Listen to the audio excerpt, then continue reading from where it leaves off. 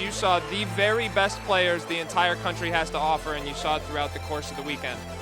He's growing, he's improving at such a rapid rate. He's going to be a very good player. This guy's a cross between Sean Marion and Lamar Odom. He's a 6'8" lefty, a high-level athlete, but also got a little bit of point-forward skills in him as he can handle and pass the ball extremely well. At this point, they are simply the standard by which everyone else is judged in prep school basketball. He's considering the likes of Michigan, North Carolina, Kentucky, Kansas. Welcome back to the Upside Podcast. I'm your host, Adam Finkelstein, and on this week's episode, we have Yale head coach James Jones, who has held the distinction of that position for the last 22 years. He is the all-time winningest program in school history. He's won 5 Ivy League championships, but to me, the most impressive feat he has during his tenure there is 21 straight years finishing in the top 4 of the Ivy League, which is just an incredible barometer of consistency. So, Coach, thanks very much for joining us today. Happy to be on with you, Adam, as always. So, Coach, I want to start now. Obviously, we've talked about your history on the court, but you guys aren't on the court right now. You know, the Ivy League has, opted out of the season. And for you, that's, I guess just my first question is how have you utilized this year, both personally and with regard to your team? Well, I would take it, if you think about it, if you had a sabbatical, you want to research, you want to learn about others. I spend a lot of time watching film on European teams and the NBA teams and the G League and just watching how other people play and giving me ideas to try to better myself and better our team going forward. So we spent a lot of time doing that. Obviously, we've kept up with our players on our team, communicating with them as much as we can. We have small group meetings once a week. Our coaches break up and we take 3 or 4 kids, 5 kids at a time. And then we have a team meeting every 2 weeks. So we've been doing a lot, given the circumstances that we have. Now, are your kids on campus, or can you take it? I mean, I know, so it's been, let me backtrack here because I don't fully understand all that goes into Ivy League eligibility. I know your seniors aren't able to come back like everybody else is. But I mean, is there a way for your kids who are not seniors to save their year, or are they just out of a year? Well, so when the pandemic hit back in March, when it really struck the United States and Rudy Gobert tested positive, everything changed for athletics in this country. And seeing a way forward, I didn't see it any way that the Ivy League was going to play, just knowing who we are and what we do after being in the league for 21 years. Right. So I told my guys that they have to think about the decision that they make. So the rule is, Adam, you're allowed to be on campus for 8 semesters, whether that means you're remote or not. If you're taking classes, that's one of your 8 semesters. Do they have to be consecutive? They don't have to be consecutive. You can. So what I had our guys do is they opted out for this year. So we had 10 of our 14 returning players opt out. So that being said, they all could come back and play next year and still have their full years of eligibility to play at Yale basketball. Veteran move. Say again? Veteran move, right? So just so happens, though, that the best player in the league and our best player, Paul Atkinson, decided to opt in because he wanted to graduate along with his fellow senior, Wyatt Yes, who was going to have a great chance of starting this year for us. So we lose those 2 guys, but, such is life. But everyone else is back. So we get Azar Swain, Jalen Gavadon, and Jamil Alausa back for their senior year. And everybody else was going to come back anyway. But they still have another year that they still have their full years to play at Yale. Right. Take me back to last year, right? You mentioned the Rudy Gobert test. I believe that was March 11th. And initially, correct me if I'm mistaken, but you guys the Ivy League tournament was canceled before the NCAA tournament was canceled, and you guys were designated as the winner of the league. Is that accurate? That's accurate. So I was very happy for about 48 hours. Yeah. So we had about 48 hours of bliss of going back-to-back NCAA tournaments. We would automatic qualify after winning the league outright. So we were going to have a chance to go. And, they canceled the tournament, which is a shame because I got to tell you, the year before we won a tournament, and winning a tournament situation is so much more exciting than winning it throughout the league. So we missed that opportunity, but such is life, and we were going to take it. And as automatic qualifier and go to the NCAA tournament. And then, as you said, the tournament was canceled, and everything went south from there. Now, that leads me to another thing I wanted to ask you about. Given your longevity at the position, you've seen both kind of ways that the Ivy League has done it. They had the regular season champ advance to the NCAA tournament, and then they had the postseason tournament. Is one better than another? I'm sure there's pluses and minuses of both systems, but do you have a preference? Well, I won't get political in terms of what my thoughts are, but just to say this: when I first got in the league, our program wasn't very good. Out of 315 teams in the country, I think Yale was ranked 312 or 313 or something to that effect. So, of course, I won the tournament because that gave us another chance at winning a championship. And I thought it also would help our conference and help our brand. That being said, now being one of the better teams in the conference, I don't like the tournament as much. Yeah, but makes sense. I don't like it as much, but I still think it's important, and I think it's great for our league to have it. And it's been really we've been involved with it for 4 years. We've made it every year that they've had it, and it's been great. And I look forward to it continuing. But it's one of those things that it's feast or famine depending on what side of the street you're on. Now I understand what those teams before us and why they didn't want to have the tournament all those many years. Sure, makes sense.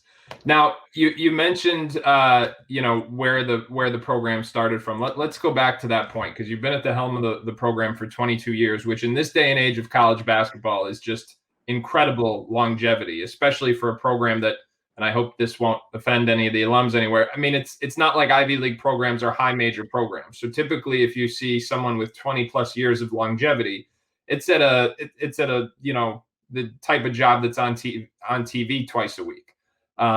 So, I mean, when you first got there, was there any sense that this was going to be that you were going to be here and raise your family here for over 2 decades, or is this just organically worked out this way? Yeah, it's not the way I think, Adam. I'm not thinking about what my life is going to be like, 10 years from now and how I need to go about this job.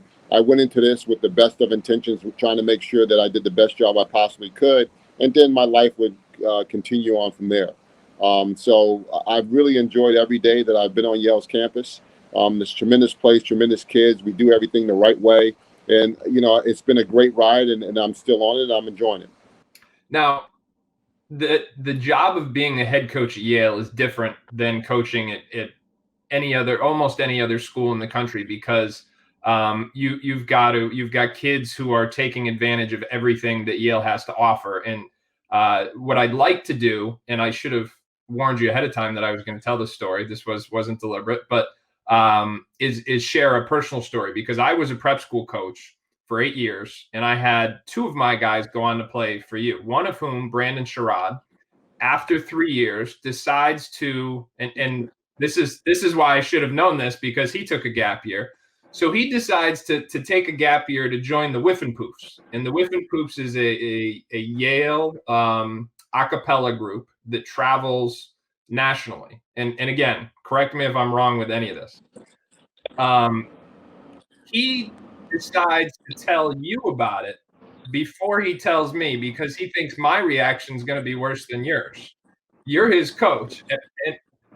And I actually end up hearing about it from you, and I will always remember this. You said to me, you said, Adam, I can't be mad when they take advantage of the stuff that I sell to get them here. And it was, I'm paraphrasing, but it was something to that extent of like, hey, and you guys were going to be great. I mean, this was a pretty substantial loss at the time. Now, it all ended up working out. He came back at the right time and played a big role in an NCAA tournament team for you. But I was just so taken by the perspective you had in that moment, because here I am, his old prep school coach from 3 years ago, and I'm like, are you kidding me? And you were okay with it. So how do you balance everything else, whether it's the Whiffenpoofs or who knows what else guys have opportunity to take advantage of when they go to a place like Yale? Well, I got to be honest with you, Adam. Like, what happened with Brandon was a real rarity. I mean, I may not see that the rest of my life. And it just so happens that year that he opted out, our other power forward, Matt Townsend, he was a Rhodes Scholar. So we opened our season in a tournament at Kent State, and we had 3 games in 3 days. And my 2 power forwards, I have neither one of them. One is singing all over the world with the Whiffing Poops, and the other one is at an interview for the Rhodes Scholar. So those are rarities, right? Like I would love to have a Rhodes Scholar on my team every year, but that just doesn't happen. I can't tell you I'd love to have a Whiffing Poops every year, but that just doesn't happen. So, for the most part, our guys are basketball players and they're focused on doing that. Me and Oni was in the gym more than I was as a coach. So we have guys that want to play basketball and want to do the best they can in that area. But as you said, I recruit these young men telling them all the great things that Yale has to offer. And I would be a hypocrite if they wanted to take some advantage of some of these things. And I knew full well that Brandon was going to come back and continue his commitment to the basketball team. It's not like he quit us entirely. He came back and played us in a year. And let me tell you, he played his best basketball that senior year and was a Brandon Sherrod we knew we recruited. I would argue in retrospect, he was actually better because of it, because it gave his body a chance to heal. And he's still playing professionally now because of how great of an experience he had under you. But yeah, and he just kind of took off, and the maturity that he had, and you and I have spoke about this personally, the maturity that he had that year when he came back was nothing short of amazing. Yeah. Yeah. Well, shout out to B, because you weren't always that mature, but I hope you're listening out there in Italy right now. So the rest of it, though, I mean, it's not, I guess the point is that it's not lip service. And I don't think this is a commonality among all coaches at high academic schools. In fact, I know it's not. I think there are some that take the approach of, hey, we want guys who can cut it in the classroom with the best of the best. But when they get here, we want them to be all about basketball. You seem to really embrace all that is Yale. And is that something that you do yourself personally, or just encourage your players to take advantage of that? Well, I think one of the things that you talked about when you first got on was my longevity at Yale. I think one of the reasons why I've had the longevity here is because I embrace the university that I'm at. You have to be smart enough to know where you're at, right? If you're going to be successful in the place, you got to really understand what it is. I understand what Yale is, and we take advantage of things. We take advantage of the things that help us who we are. So all I can do is me, but it's not without a lot of thought that goes into the decisions that I make about the players and what we're trying to do. All right. Well, after a brief technical delay, we are back. And Coach, when we were last speaking, we were talking about your recruiting history and recruiting to a place like Yale, and that leads me to a question I wanted to ask. And I know it's a little bit of it's kind of like an awkward question to ask, but you've been there and had such sustained success. And I always wonder when I hear, the rumor mill at the end of the year, like, why aren't I hearing James's name? I mean, it's such a no-brainer. And I think there's this narrative out there that like Yale is an easy place to recruit to, or like Harvard is an easy place to recruit to, or these elite academic institutions because of their academic branding. But the history would tell you otherwise, because before you got to Yale, they weren't very good. Before, Tommy got to Harvard, they weren't very good. So I just wondered if that was a narrative you've heard, if you were aware of, if there's any I mean, I'm sure you would have to change your approach if you were at another institution, but just kind of curious to get your thoughts on that.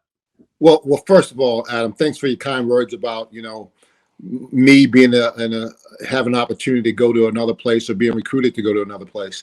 But quite frankly, I'm not sure what people would be thinking about if they felt Yale was an easy place to recruit to.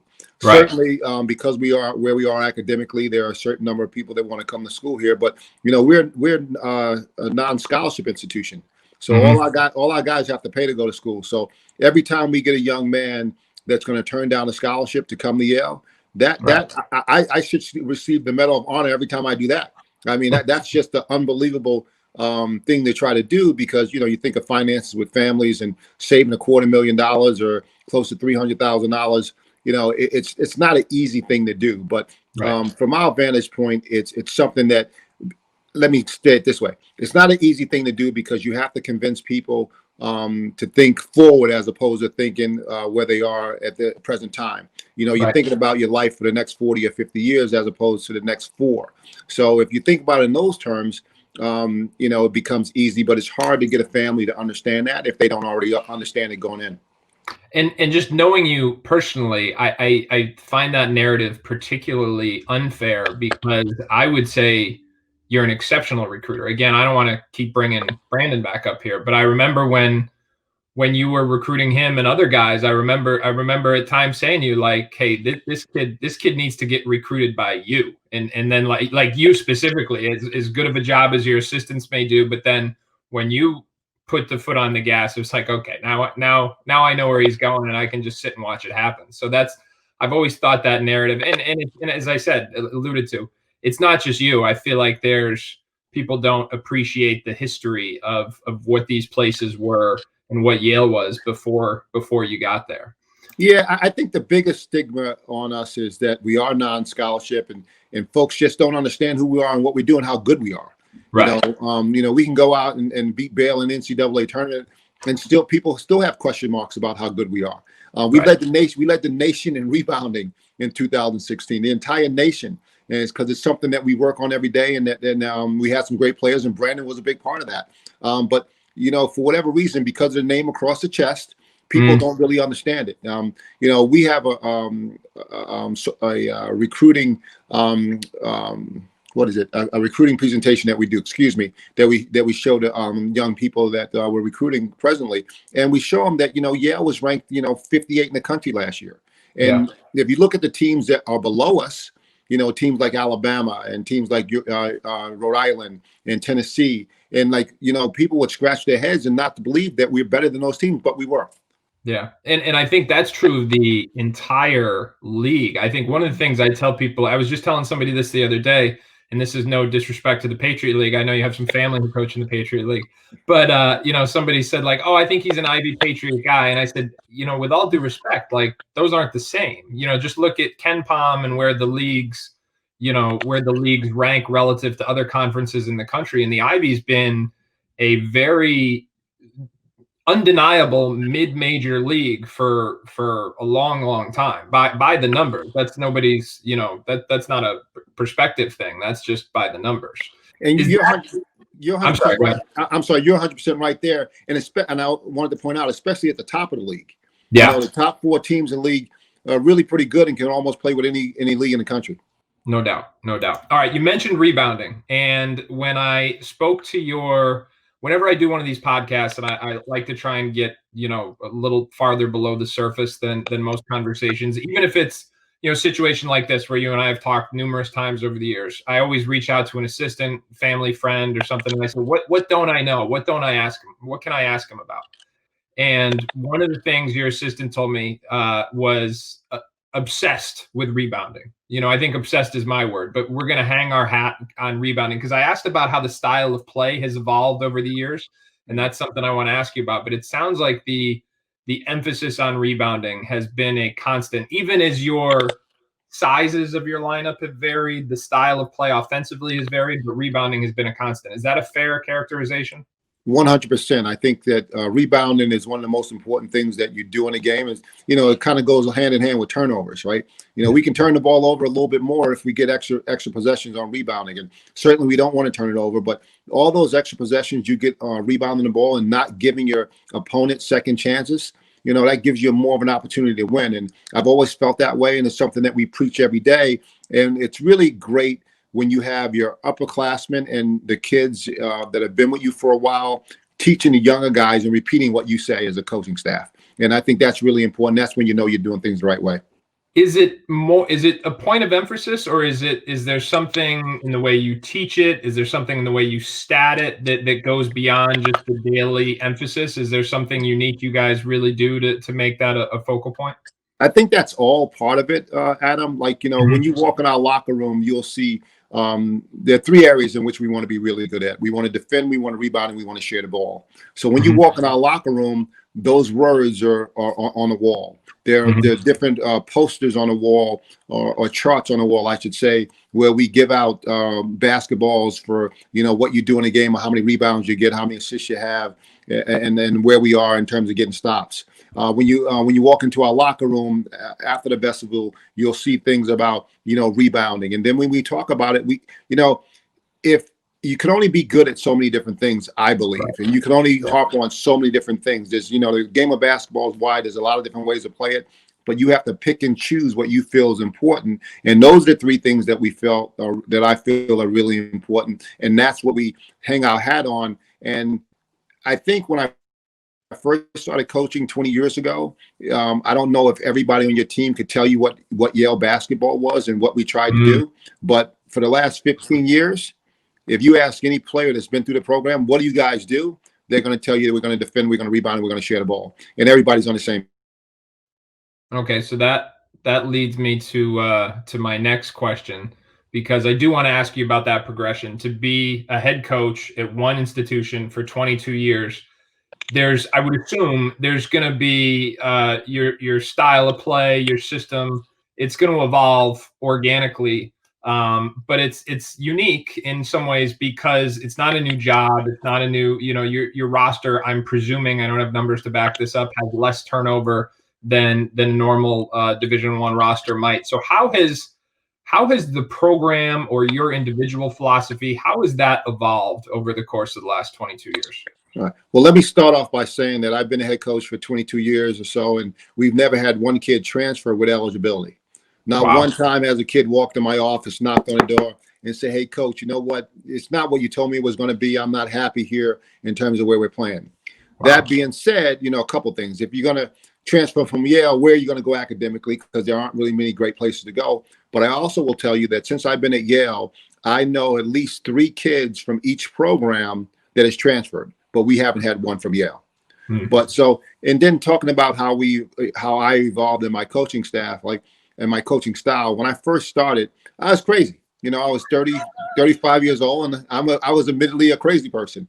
I throw my jacket off every single game. I'm throwing it off for some reason because we were so bad, right?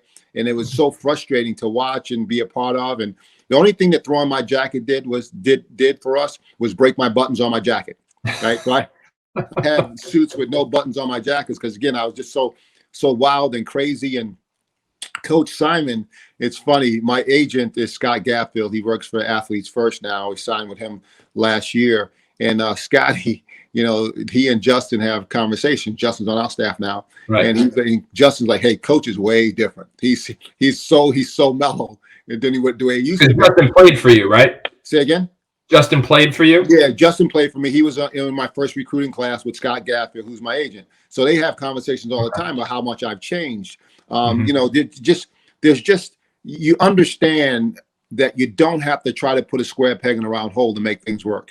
And, I've evolved, and I've become more sensitive to my players and understanding them better. And I've always been someone that is coached from a place of love as opposed to anger. And that I'm more apt to put my arm around you and coach you that way, and certainly point out what you're doing wrong. And I'll raise my voice and have some colorful metaphors. But for the most part, I'm trying to uplift my guys and make them better that way, to have them look themselves in the mirror and tell themselves that they're really good and believe in themselves. And because in my mind, having confidence is really the most important thing for a basketball player and as an athlete. And, Coach, that was the other thing that your assistant mentioned to me. He said he's a player's coach, but not in the way that your guys don't have accountability and you take bad shots, you don't play hard, or that in that way, but in the way in which we are going to do all the right things, but we're simultaneously gonna build the guys up. And I've seen that firsthand as well, and watching you guys and having my former players go on to play with you. Is that something? Let me ask you this: when you've been a head coach for 22 years, and I know, we alluded to it. I know your brother Joe's the head coach at BU, former head coach at Columbia, but where do you go for, if you're in a growth mindset and you want to learn from somebody? How do you go about doing that? Who are your influences when you've been a head coach, when you've been in that top seat for 2 decades? Who do you go to try and develop new ideas? Well, it's interesting. I utilize my assistants an awful lot. I think one of the things that happened for me when I was an assistant coach, I felt like I was the invisible man in the room half the time. Yeah. Like, we'd be talking basketball, and what I had to say was not very important to Right. whoever was listening.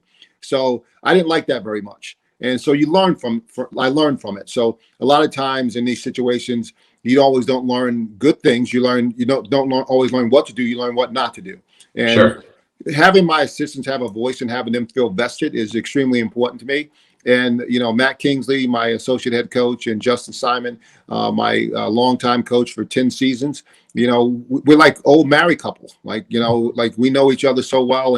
But me listening to them and having them approach me and having them be part of what we're doing. Like, we have a play called Amelia. It used to be called Eli, but everybody realized what Eli was, and so we named it Amelia.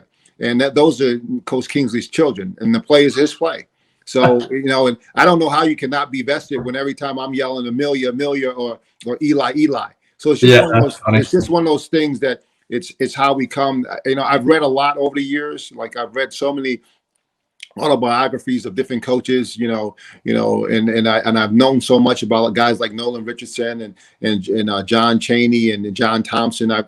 So like last year I read Jim Boeheim's autobiography. So I've done all these things, and so at this point it's just me and my assistant coaches kind of cooking it up and trying to figure it out. And like right now, like you asked me to start this, like I spend a lot of time watching European basketball and watching pro basketball and trying to pick and choose things that might be able to help us.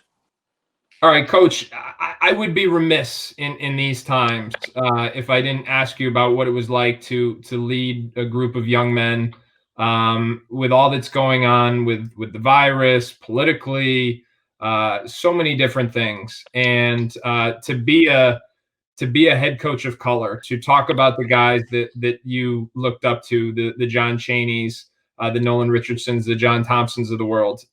What has this year been like for you, and what have what has been your priority here in terms of leading your guys? Well, I got to tell you, Adam, it hasn't been easy for any of us, right? It's been a tough year for everybody on planet Earth, and I'm blessed to be in a situation where I have a group of young men that come from great families, and they could lean on their families for a great deal of this. But certainly as the head coach and the leader of our basketball program, I try to engage them and be part of this as much as I can.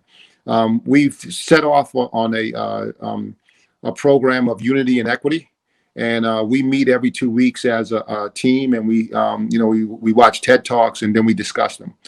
There was a video put out by the New York Times, and we watched that yesterday, and we discussed that. And as a coach, you worry about am I doing the right things with my guys? Are they going to get anything out of this? And I spoke with my captain, and he sent out a message to the guys, and all of them responded that this was great and they enjoyed doing it. And it's difficult. We have African American men on our basketball team. We have white men on our basketball team, to try to bring them all together and have us understand each other. Well, that's what life is like, and it's easy with a basketball team, right? Like, I've never had an issue with race on a basketball team. In all my years of coaching and all my years of playing, we never had an issue, because the only thing of color that mattered was the orange basketball, right? That's the only thing that mattered. But in our world and where we are right now, it's a very difficult time, and trying to lead us through this and come out on the right side of it is not easy. And again, it's the communication, it's the education that we're trying to get our guys to understand. And my hope is that I have to worry about my son driving a car. I have to worry about my daughter driving a car late at night. I have to worry about every member on my team driving a car at night. It's my hope that they won't have to worry about their sons. That 30 years ago, Rodney King was beaten, and I had to watch that as a 5-year-old man. And now I'm 56. So if I got the years mixed up, a year here, a year there, but I'm 56 now, and the same stuff is still occurring.